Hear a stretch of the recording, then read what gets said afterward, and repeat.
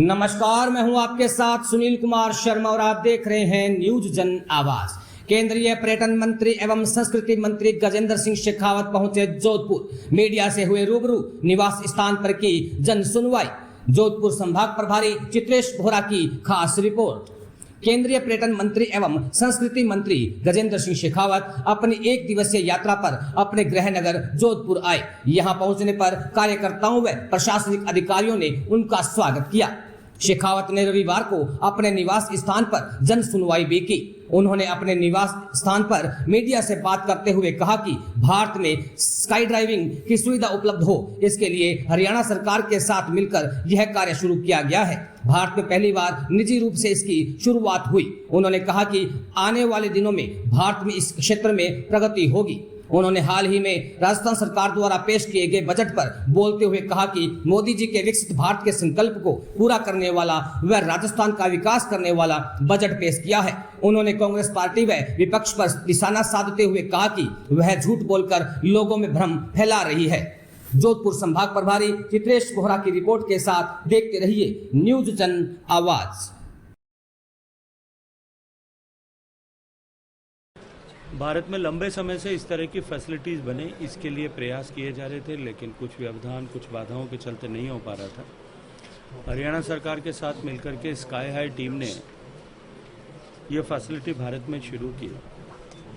कल का दिन विशेष रूप से स्काई डाइविंग की दुनिया में, इस इकोसिस्टम में बहुत बड़ा दिन था, क्योंकि कल वर्ल्ड डिक्लेरेशन के बाद में पहली बार वर्ल्ड स्काई डाइविंग डे पूरी दुनिया मना रही थी। एक नया कीर्तिमान रचा जाना था, जिसमें दुनिया में लगभग 300 से ज़्यादा जगह पर इस तरह के खेल एक्टिविटी होने वाली थी। भारत के लिए विशेष दिन इसलिए था कि भारत में कल पहली बार प्राइवेट सेक्टर में ऑर्गेनाइज रूप से इसकी शुरुआत हुई थी। और मेरे लिए पर्यटन मंत्री होने के नाते निश्चित रूप से महत्वपूर्ण था, क्योंकि जब दुनिया वर्ल्ड स्काई डाइविंग डे मना रही हो और भारत में इस तरह की शुरुआत हुई हो, इसलिए मैंने निर्णय किया कि इस रोमांचक अनुभव में मुझे भी सम्मिलित होना चाहिए, शरीक होना चाहिए।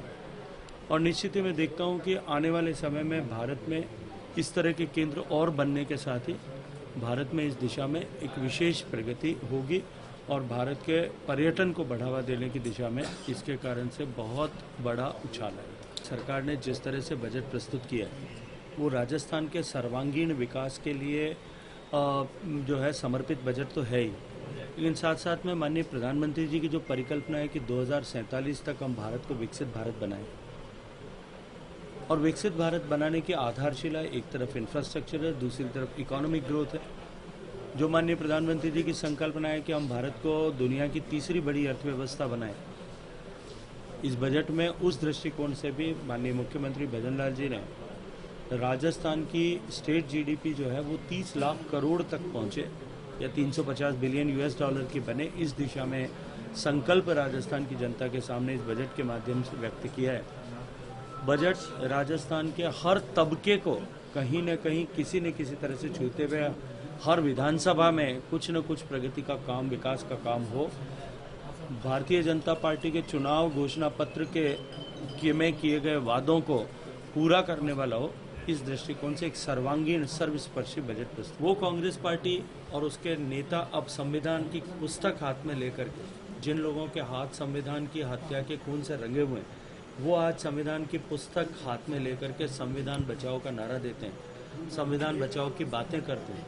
इस तरह के झूठ बोल करके, झूठा नैरेटिव फैला करके इस विधानसभा चुनाव में कि आरक्षण समाप्त हो जाएगा, इस तरह का झूठा नैरेटिव क्रिएट करके वर्तमान की सरकार एक संप्रदाय और वर्ग विशेष के विरोध में काम कर रही है, इस तरह का झूठा नैरेटिव फैला करके सबका साथ, सबका विकास, सबका विश्वास, सबका प्रयास, इस संकल्प के साथ में देश को विकसित करने के लक्ष्य को लेकर काम करने वाली सरकार की बेवजह आलोचना करने का काम करती है और लोगों के बीच में एक झूठ परोसने का और 100 बार झूठ बोल करके उसको सच्चा साबित करने की कोशिश करती है।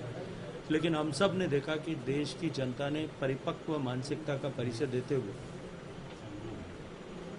एक बार फिर तीसरी बार पूर्ण बहुमत के साथ एनडीए को सरकार बनाने का सौभाग्य